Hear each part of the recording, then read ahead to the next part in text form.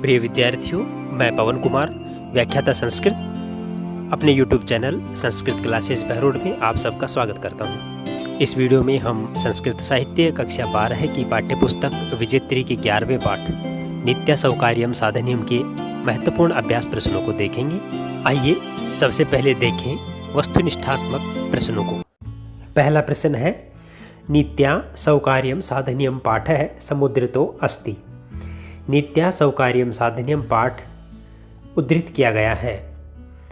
इसके हमें 4 विकल्प दिए गए हैं।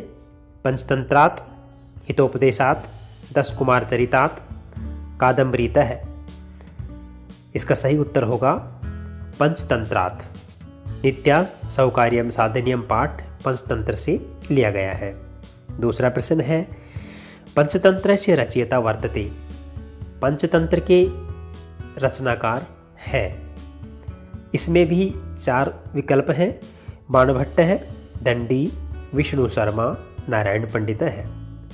और इसका सही उत्तर होगा विष्णु शर्मा। तीसरा प्रश्न है, भो भग्निसुत कथम अतिचिरात दृष्टो असि। अत्र भग्निसुत शब्द है प्रयुक्तो अस्ति। यहाँ पर भग्निसुत शब्द प्रयुक्त हुआ है सिंहाय शेर के लिए, जम्बूकाय गीदड़ के लिए, चित्रकाय चीते के लिए, व्याघ्राय बाघ के लिए। इसका सही उत्तर होगा चित्रकाय यानी चित्रक चीते के लिए। चौथा प्रश्न है, न अहम अन्येन हतम सत्वम कदाचित अपि भक्षयामि इति कस्य कथनम। मैं किसी दूसरे के द्वारा मारे हुए प्राणी को नहीं खाता हूँ, यह कथन किसका है। सिंहस्य शेर का, चित्रकस्य चीते का, श्रृंगालस्य गीदड़ का, व्याघ्रस्य बाघ का। इसका सही उत्तर होगा सिंहस्य शेर का। सिंह ने कहा था श्रृंगाल से कि मैं किसी दूसरे के द्वारा मारे हुए प्राणी को नहीं खाता हूँ। आइए अब देखते हैं अति लघुत्तरात्मक प्रश्नों को। पहला प्रश्न है, वन प्रदेशे किम नाम श्रृंगालः वसति स्म। वन प्रदेश में किस नाम का गीदड़ रहता था। तो इसका उत्तर होगा महाचतुरकः। दूसरा प्रश्न है, महाचतुरकः अरण्ये स्वयं कः प्राप्तः। महाचतुरक ने वन में स्वयं क्या प्राप्त किया। इसका सही उत्तर होगा मृतगजः।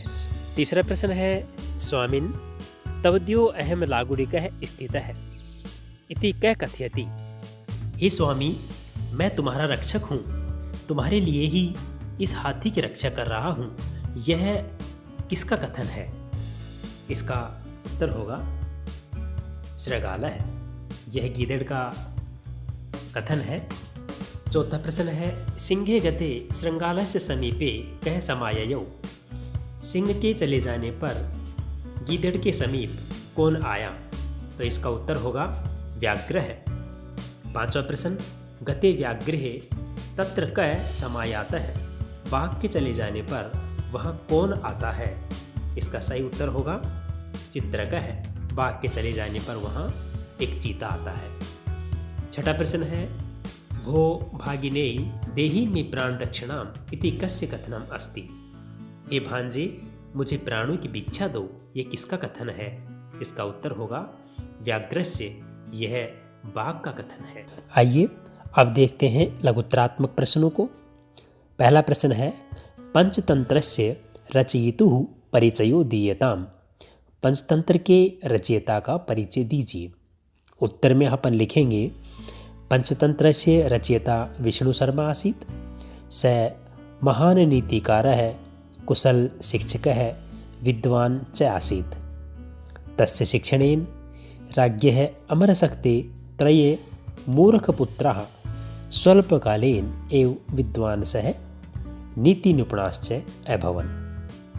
कहने का तात्पर्य यह है कि पंचतंत्र के रचयिता विष्णु शर्मा थे।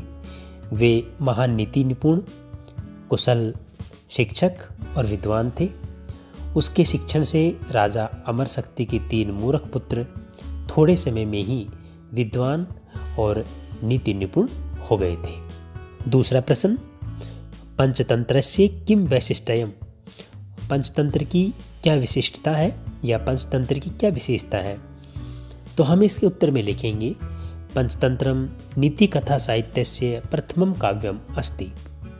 अस्मिन् काव्ये पशुपक्षिणां रोचककथामाध्यमेन नीतिगत व्यवहारस्य प्रेरणा निबद्धा। पंचतंत्रस्य कथात्मकशिक्षणेन जनाः स्वल्पकालेन एव विद्वांसः नीतिनिपुणाश्च भवन्ति। पंचतंत्र नीति कथा साहित्य का प्रथम काव्य है। इस काव्य में पशु और पक्षियों की रोचक कथा के माध्यम से नीति व्यवहार की प्रेरणा दी गई है। पंचतंत्र के कथात्मक शिक्षण के माध्यम से लोग थोड़े समय में ही विद्वान और नीति निपुण हो जाते हैं। यह इसकी विशिष्टता है। तीसरा प्रश्न है, महाचतुरेण श्रृंगालेन सिंहः कथम अपवारितः।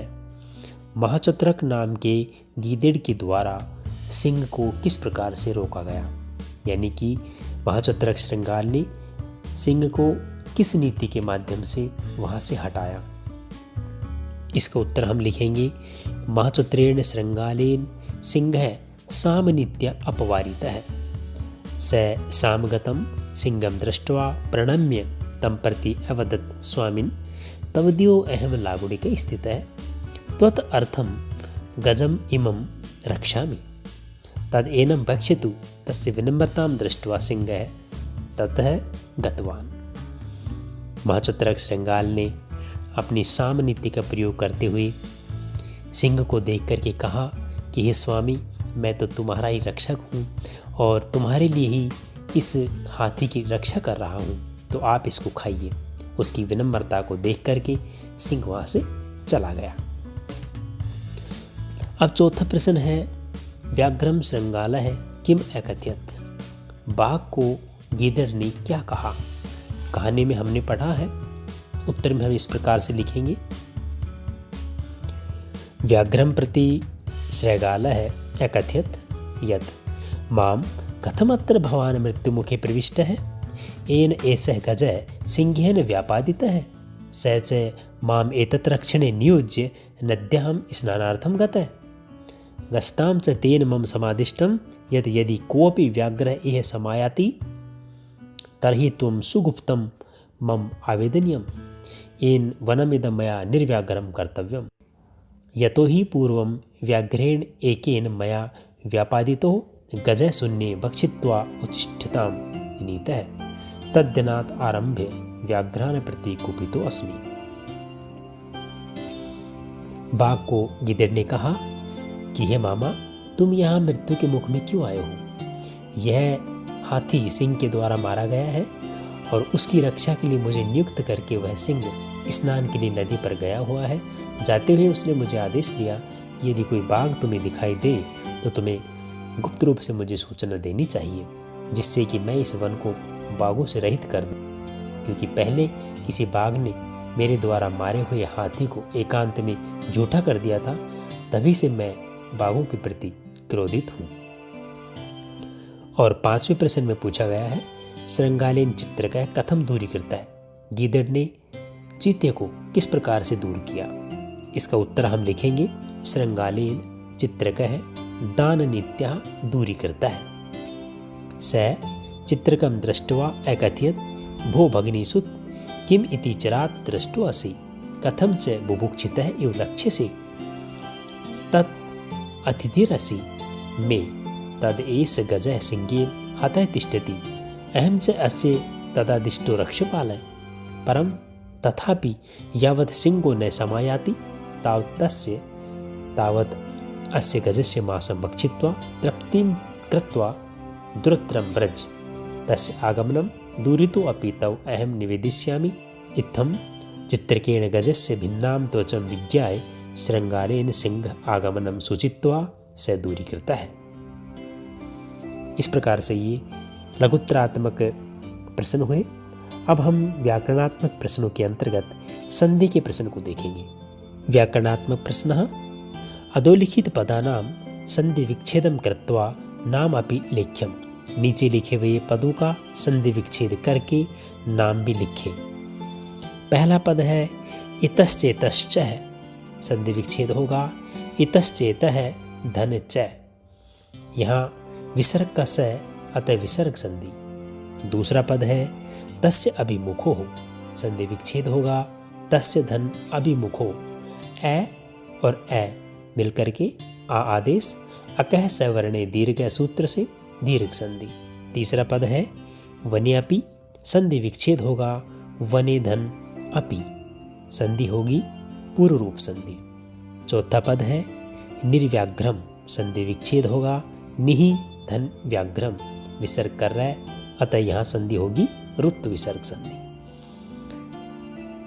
पांचवा पद है कश्चित, संधि विच्छेद होगा कह धन चित, विसर्ग का स अतः सत्व विसर्ग संधि। छठा पद है व्यचिंतयत, संधि विच्छेद होगा वी धन अचिंतयत, वी में ई का ये आदेश, इको यणचि सूत्र से यण संधि। और सातवां पद है पार्श्वादस्य, संधि विच्छेद होगा पार्श्वात धन अस्य, तय का दयादेश जसत्व संधि। इस प्रकार से ये हमारे 11वें पाठ के महत्वपूर्ण अभ्यास प्रश्न रहे। मैं आशा करता हूँ कि वीडियो आपको पसंद आया होगा, तो लाइक अवश्य कीजिए, शेयर कीजिए और चैनल को सब्सक्राइब नहीं किया है तो सब्सक्राइब कर लीजिए। अगले वीडियो में हम आपके लिए मातृवंदना गीति नामक 12वें पाठ को लेकर फिर उपस्थित होंगे। तब तक जुड़े रहिए, पढ़ते रहिए। धन्यवाद।